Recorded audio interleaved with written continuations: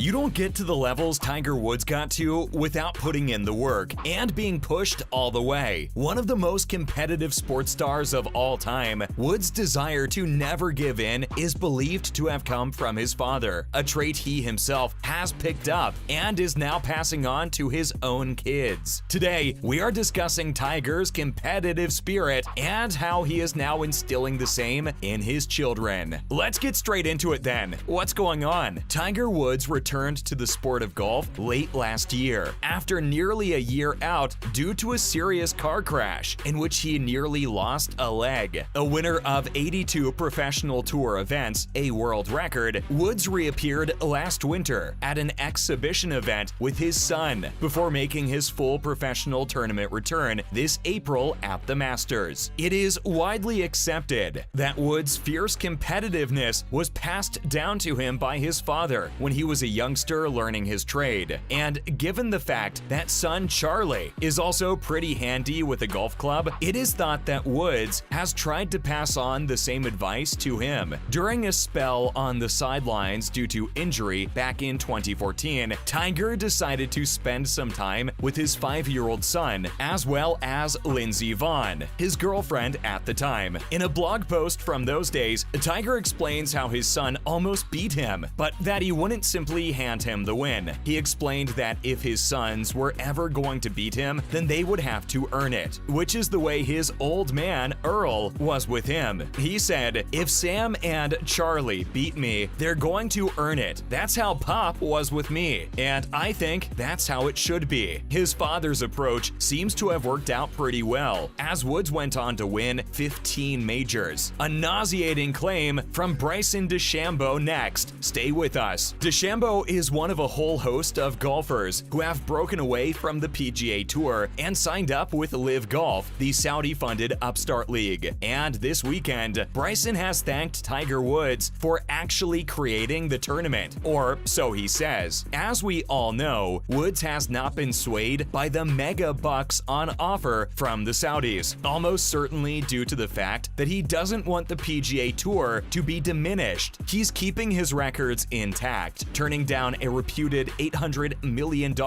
from LIV Golf in the process. Wow. Speaking recently, DeChambeau said, "I have no buyer's remorse. I have ultimate respect for the PGA Tour and what they've done for my career, as I've said it from day one, and they've allowed me this opportunity." He then went on to thank Tiger for this opportunity because he's the one that's ultimately created this. Whilst he was more than likely thanking the golfing GOAT tongue-in-cheek, Bryson went on to claim that by not letting LIV golfers back on the PGA Tour, the original tour are only hurting themselves. He echoed the same sentiments towards the Ryder Cup and the President's Cup, saying LIV Golf had allowed golfers to participate in PGA Tour and other events, before saying, "That's all I can say to that. I want to play in numerous events on the PGA Tour. It would be awesome." What do you guys think about DeChambeau's words? Next up, a prank played on Tiger at the 2009 President's Cup has just been revealed. Former Ryder Cup captain Fred Couples once played a hilarious prank on Tiger Woods, which has only recently been made public. Couples kept the fact that he was the perpetrator for a whole 2 years, too, proving he can play the long game better than most. Captains are required to provide a name to event organizers of who will sit out the last round in case a player on the opposing team gets injured and cannot take part, by writing the name of said player down on a piece of paper, then putting it into an envelope. Of course, Tiger was the best player in the world by some margin around this time, so Couples thought it would be funny to name Tiger as the benched player. Recalling the story recently, Couples explained, "We win Sunday night, and head official Steve Carman comes in and he has to give the envelope back to the captain. We're in the room hooting and hollering, and he pulls me aside, and I know what he's gonna say. Here's your envelope." Couples then said he asked Carman to read the name out loud, which he did, before saying the whole room went silent. So they thought I was such a clown that I put Tiger Woods in there as the guy who wouldn't play on Sunday in case of an injury. Rory, then revealing he had switched names. He said that he didn't reveal all until 2 years later, with Tiger texting him, "Dude, you've got the biggest balls of anyone I've ever seen." A word from Notah Begay next. Stick around. Begay and Woods are known to be close pals, and the 4-time tour winner has recently said he believes that Tiger Woods will one day beat the record he currently shares with Sam Snead. The pair are both tied for 82 tour wins, but of course, Snead passed away 2 decades ago, meaning one more win for Woods would see him take first position all by himself, and Begay has urged people to not bet against his longtime friend to break the record. Speaking to Golf Week in the build-up to his 50th birthday last week, Begay said, "I think he's got one more in him. One more stretch of golf at some point. I hope I'm there when it happens." Woods had said he wouldn't be taking part in golf full-time again following his accident last year. But Begay believes that when he does take part, he won't have any problem getting into the field. He earmarked the PGA Tour Champions as the perfect tournament for Tiger, saying, "It's a perfect place. You get a cart, 54 holes." Of course, the strain of walking 18 holes might be a little too much for Woods to be doing regularly these days, but Begay has explained that the all-time great has got a high level of pain tolerance. Begay then predicted that Woods will win another PGA tournament, saying he's pushing it. He wants to play again. Don't bet against him breaking that win record at some point down the road. Next up, Tiger and Rory have been issued a subpoena. As the PGA Tour scrambles to stop players defecting to LIV Golf, the game's leading players, the ones that remain loyal to the PGA Tour at least, called a meeting at the recent BMW Championship. Tiger Woods and Rory McIlroy headed the meeting, announcing shortly afterwards that they would be launching their own golf league in response to the Saudi-backed tournament. But now, the pair have both been subpoenaed to reveal details of what exactly went down at the meeting. A press release which dropped shortly afterwards claimed it is believed that discussions occurred which are alleged to be anti-competitive and violative of the antitrust laws vis-a-vis the LIV Golf Tour and its players. Woods, McIlroy, and PGA Tour Commissioner Jay Monahan will now be deposed this week. Lawyers for LIV Golf and their players have said that the subpoena isn't personal against the trio, going on to say it's about getting information about what occurred at the players' meeting and generally with regard to allegations in our complaint that the PGA Tour, the DP World Tour, and their commissioners, Jay Monahan and Keith Pelley, are allegedly colluding in restraint of trade and the antitrust laws to harm the LIV Golf Tour and its players. Details of the meeting prompted LIV Golf CEO Greg Norman to accuse Monahan and the PGA Tour of copying their blueprint, which is difficult to argue with if rumors are to be believed. And finally, some love from the world of F1. Stay tuned. Taking part in one of the most dangerous sports on the planet, F1 drivers are largely held in high regard. So when one of them revealed that Tiger Woods was the athlete they respected most recently, plenty of people sat up and took notice. Ferrari driver Carlos Sainz, widely regarded as one of the nicest guys in the paddock, was recently asked which athlete he admired the most, settling on our man Tiger. He said, "For me, I always look up to people that create a point in the history of their sport that changes that sport forever. And Tiger is the one that, for me, changed his sport the most of any other athlete in the world." Sainz then revealed that Tiger is probably the only person he would be nervous to meet, before going on to say, "It sounds strange that I say that. I've met Rafael Nadal, I met Michael Schumacher back in the day, and many others, but Tiger, I think, would impress me." Superb! Which sports star would you like to meet if you could only choose one? As usual, thanks for stopping by today, and remember to tune in again next time for some more fun and games. And why not do us a big favor by liking and sharing today's video? Bye guys!